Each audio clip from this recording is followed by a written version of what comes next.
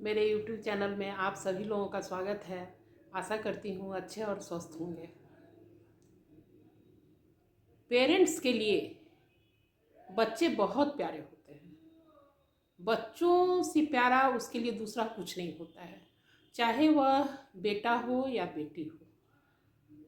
बेटी भी उतनी ही दुलारू होती है जितना कि बेटा होता है, लेकिन फिर भी हम जब लड़का का जन्म होता है तो बहुत खुश होते हैं, और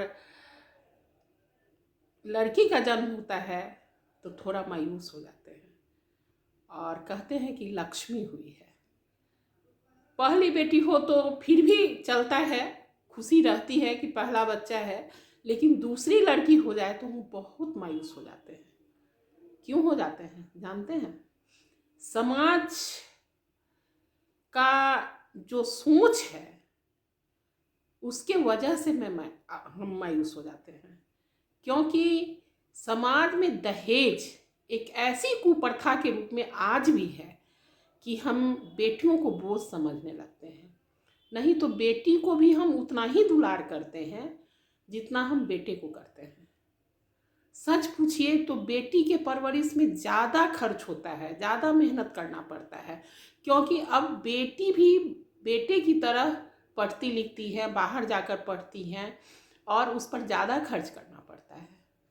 लेकिन जब हम शादी करने के लिए जाते हैं, शादी तो करना ही है, जब शादी करने के लिए जाते हैं तो कुछ परिवार ऐसे होते हैं जिन्हें हमारी बच्ची पसंद रहती है हर तरह से, लेकिन वहाँ पर रिश्ता मेरा नहीं हो पाता है। जानते हैं क्यों नहीं हो पाता है? क्योंकि दहेज आड़े आ जाता है।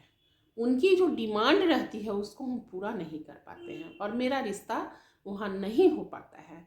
तब बेटियाँ हमें बोझ लगने लगती हैं। कुछ परिवार ऐसे भी होते हैं जो बिना दहेज के शादी करते हैं।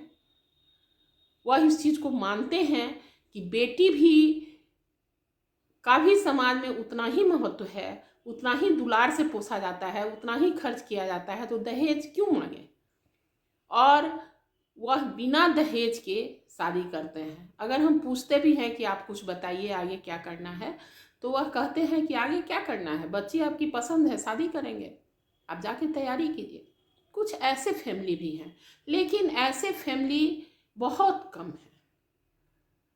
ज़्यादातर ऐसे लोग हैं जो हर तरह से संपन्न हैं, उनको कोई चीज़ की कमी नहीं है, फिर भी दहेज लेना अपना प्रतिष्ठा समझते हैं।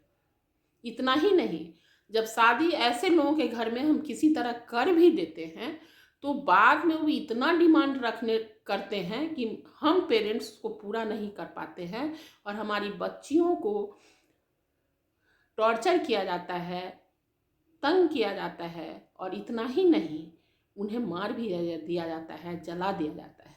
दहेज की बेटी पर बलि चढ़ा दिया जाता है। ऐसा नहीं होना चाहिए।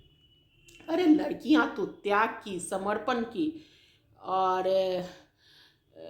प्रतिष्ठा की, ममता की प्रतिमूर्ति होती है। अगर लड़कियां नहीं रहे तो सृष्टि ही नहीं चलेगा। लेकिन दहेज लेने वाले लोग इसको समझते नहीं और हमारी बच्चियों को जला देते हैं, मार देते हैं। ऐसे लोगों के लिए किस शब्द का मैं प्रयोग करूं? इतने निकृष्ट लोग होते हैं जिनको यह समझ में नहीं आता है कि लड़की के माँ बाप अपने जीवन भर की पूंजी आपको देते हैं, जिसको कलेजा का टुकड़ा कहिए, जिसको आपको देते हैं, और आप उसको मार देते हैं। आप कितने निकृष्ट और नीच किस्म के आदमी हैं। आज हमें इस पर विचार करने की ज़रूरत है और इसको समाप्त करने की ज़रूरत है। और यह तभी समाप्त होगा जबकि हम इसके बारे में सोचेंगे और हमारे देश के नौजवान जो बच्चे बच्चियां हैं इसके बारे में गंभीरता से सोचेंगे कि दहेज लेना नहीं और दहेज देना भी नहीं है। दोनों कुरीति है समाज का, यह कोड़ है समाज के लिए। इसलिए इसको समाप्त करने की ज़रूरत है ताकि हमारे बच्चियों को संरक्षण मिल सके और सुखी जीवन अपना जी सकें।